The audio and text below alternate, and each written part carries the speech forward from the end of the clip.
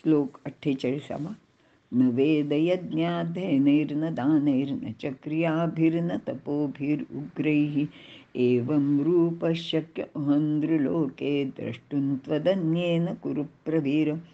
अर्थ, हे कुरूंमध्ये श्रेष्ठ असणाऱ्या अर्जुना, वेदाध्ययन, यज्ञाध्ययन, दाने, कर्म आणि उग्र तपे यांचे योगाने मनुष्य लोकांमध्ये तुझ्याशिवाय दुसऱ्या कोणालाही हे रूप दृष्टीस पडलेले नाही किंवा पडणे शक्यही नाही. विवरण. कुरु प्रवीर, कुरूंमध्ये विशेष श्रेष्ठ असलेला असा हा अर्जुन, असा याचा अर्थ आहे. या ठिकाणी हा शब्द योजण्याचे आणखी एक कारण आहे, ते म्हणजे संपूर्ण कुरुवंशात प्रत्यक्ष भगवंताकडून उपदेश ऐकण्याची, त्याला जाणून घेण्याची, त्याच्या विश्वरूपाला किंवा मूळ रूपाला पाहण्याची इच्छा एकट्या अर्जुनालाच झालेली होती. अर्जुनाशी विनंती करतायत की ते मुद्दल रूप तुझे, जेथुनी ये द्विभुजे हन चतुर्भुजे सुरकार्याचे नि व्याजे घेवो घेवो येसी. आणि हेच त्याचे श्रेष्ठत्वसुद्धा आहे. न वेदयज्ञाध्ययनैर्न न दानैर न च क्रियाभिर न तपोभिर उग्रही. वेदाध्ययन, यथासांग यज्ञानुष्ठान, वेगवेगळ्या प्रकारची मोठमोठी दाने, उग्र अशी तपश्चर्या किंवा वेगवेगळी शुभकर्मे यापासून मिळणाऱ्या पुण्याचा जरी विचार केला तरी त्यामुळे असे विश्वरूप पाहायला मिळणार नाही.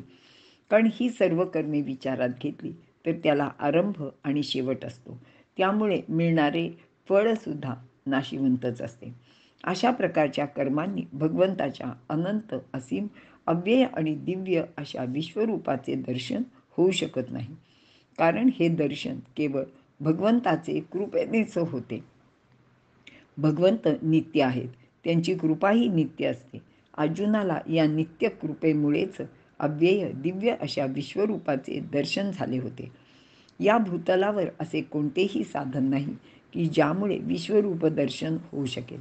मात्र अर्जुनाला भगवंताच्या कृपेने हे दर्शन अगदी अनायासे घडले होते. ते हे तुवा अनायासे विश्वरूप देखील जैसे.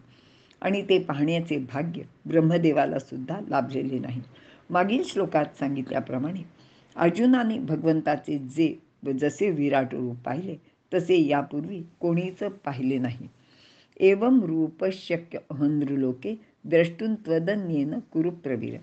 या मनुष्यलोकात अर्जुनाशिवाय भगवंताचे हे विश्वरूप दुसरे कोणीच पाहिले नाही.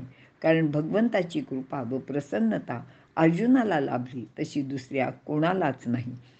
अर्जुनाबरोबर संजयाने ते पाहिले, कारण त्याचेवर व्यास महर्षींनी कृपा केली होती, त्याला दिव्य दृष्टी दिली होती.